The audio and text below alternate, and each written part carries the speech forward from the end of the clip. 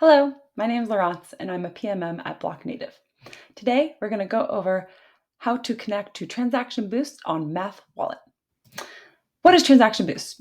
Transaction Boost is a MEV Protection aggregator that combines the MEV protection of all the different private RPC endpoints that we have today with the power of Blocknative's visibility.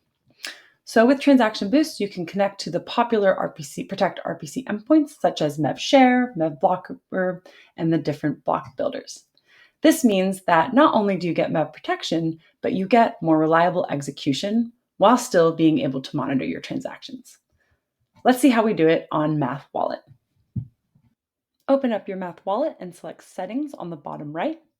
You'll then select Node, and then Ethereum, and then Blocknative Transaction Boost.